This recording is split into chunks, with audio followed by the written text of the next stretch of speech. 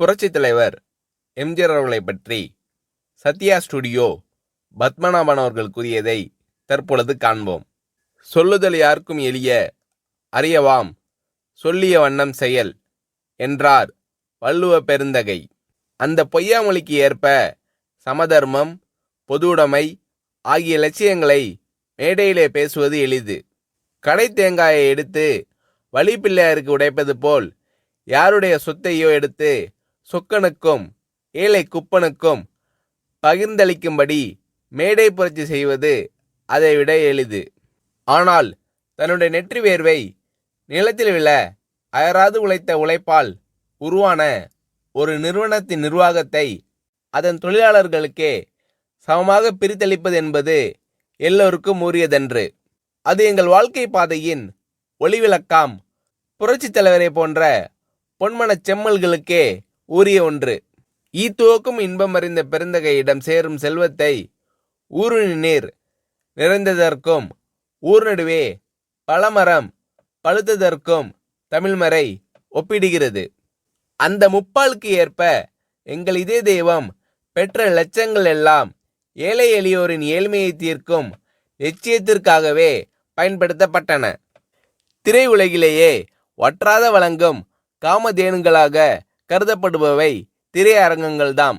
ஒருமுறை சென்னை நகரின் முக்கிய திரையரங்கம் ஒன்று விலைக்கு வருவதாக இந்த ஏழை பங்காளரிடம் தெரிவிக்கப்பட்ட போது அவர் கேட்ட முதல் கேள்வி, இந்த தியேட்டரை வாங்கினால் அதில் எத்தனை பேருக்கு வேலை கொடுக்க முடியும் என்பதுதான். பொதுவாக ஒரு நிறுவனத்தை வாங்கும்போது லாபம் வரும் என்றுதான் எல்லோரும் கேட்பார்கள். ஆனால் பள்ளி ரோம்பும் பண்படைத்த இந்த பாரி வள்ளலோ அதனால் தனக்கு என்ன பலன் என்று கேட்காமல் பயனடைவோர் பட்டியல் எவ்வளவு என்று கேட்டார். நட்டத்தில் நடைபெறும் ஒன்று என்று தெரிந்திருந்தும் பலருக்கு வேலைவாய்ப்பு அளிக்கக்கூடிய ஒன்று என்ற ஒரே காரணத்தால் தான் மகாலட்சுமிகளான மவுண்ட் ரோடு தியேட்டர்களை எல்லாம் விட்டுவிட்டு சத்யா படப்பிடிப்பு நிலையத்தை அவர் வாங்கினார்.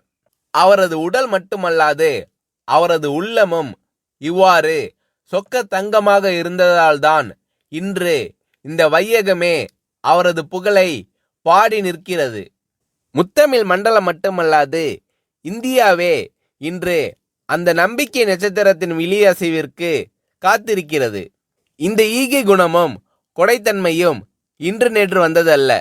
சிலருக்கு தேர்தல் தேதி அறிவிக்கப்பட்டவுடனே நினைவுக்கு வருகின்ற கண் சிகிச்சை முகாம் போன்ற கண்கட்டி வித்தை அல்ல அது. இரத்தத்தின் இரத்தமான என் உடன்பிறப்பை என்று அவர் அழைப்பது அவரது உதட்டில் இருந்து வரும் சொல்லல்ல, அது அந்த வள்ளலின் இதயத்திலிருந்து வரும் இதய கீதம். ஒருமுறை விலை மதிக்க முடியாததும் எளிதில் கிடைக்க இயலாததுமான கேமரா ஒன்றை தொழிலாளி ஒருவர் கைத்தவறி கீழே போட்டு பழுதாக்கிவிட்டார். செய்வதறியாது திகைத்து போன நாங்கள் என்ன சொல்வாரோ என்ற அச்சத்துடன் ஒப்பனை அறையில் இருந்த புரட்சித் தலைவரிடம் தயங்கி விவரத்தை சொன்னோம். ஆனால் அந்த தனிப்பிறவியோ பல லட்சம் விலை மதிப்புடைய கேமரா பழுதடைந்து விட்டதே என்று பதறவில்லை, உடைத்தவர் மீது சீரவில்லை. அதற்கு மாறாக அந்த தொழிலாளியை அழைத்து உனக்கு அடி எதுவும் படவில்லையே என்று தாயன்போடு விசாரித்தார். பயப்படாதே, ரிப்பேர் செய்து கொள்ளலாம் என்று சிரித்த முகத்தோடு தட்டி கொடுத்து அனுப்பினார். பிறகு எங்களை நோக்கி, மதுரைக்கு வயதாகிவிட்டதல்லவா, அவரை கனமான கேமராவை தூக்க சொல்லலாமா, இனி யாராவது ஒரு இளைஞனை அவருக்கு உதவியாளராக அமர்த்துங்கள் என்றார். அச்சத்தோடு அந்த அறைக்குள் நுழைந்த நாங்கள் அச்சடித்த பதுமைகளாக அதிசயத்து நின்றோம்.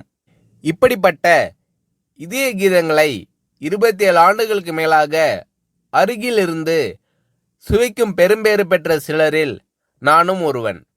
ஈரோட்டு வெண்தாடி வேந்தரின் வீட்டில் கட்டி தயிர் உண்டு வளர்ந்த செல்ல பிள்ளையான நான் அவருடைய அரசியல் வாரிசான பேரறிஞர் அண்ணாவினால் பத்மநாபா என்று அழுத்தமாக அழைக்கப்பட்டு கரிமுட்டை லாரியில் உடன் சென்றும் உடை துவைத்தும் பணிவிடை செய்த தொண்டன்.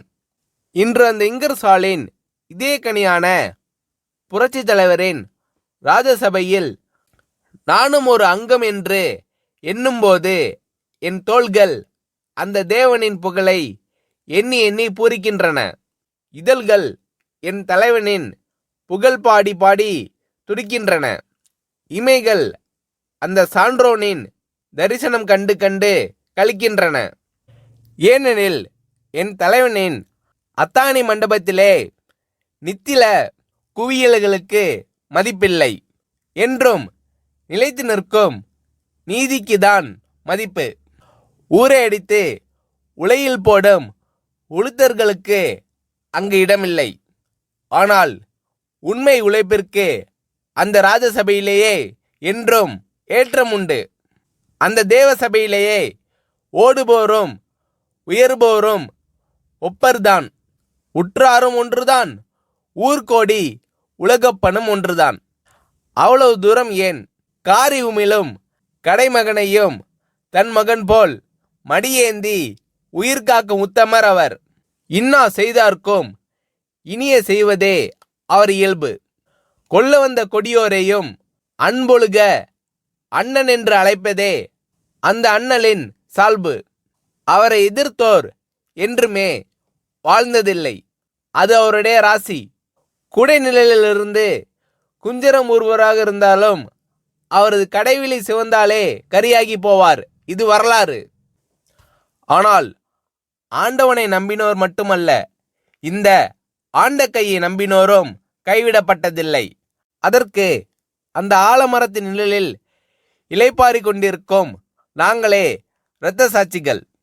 சிகாகோ நகரத்து வீதிகளை சிவப்பாக்கிய மேதின வீரர்கள் கூட குறிப்பிட்ட நேர உழைப்பு, அந்த உழைப்பிற்கு ஏற்ற ஊதியம் என்றுதான் ஆர்ப்பாட்ட போர்ப்பாட்டு பாடி சென்றார்கள்.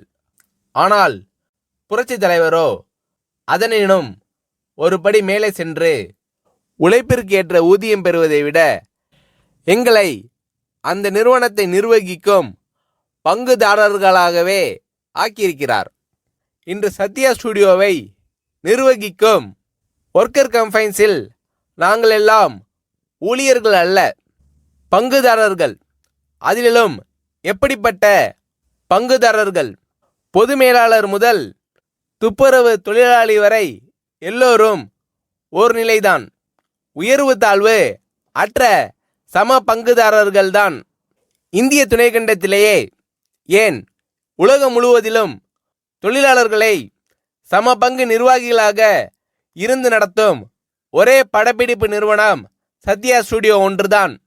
காரணம், அது ஒரு சாதாரண மனிதருக்கு சொந்தமானதில்லை. அது ஒரு சரித்திர நாயகனுக்கு, புதியன செய்யும் புரட்சி தலைவனுக்கு சொந்தமானது.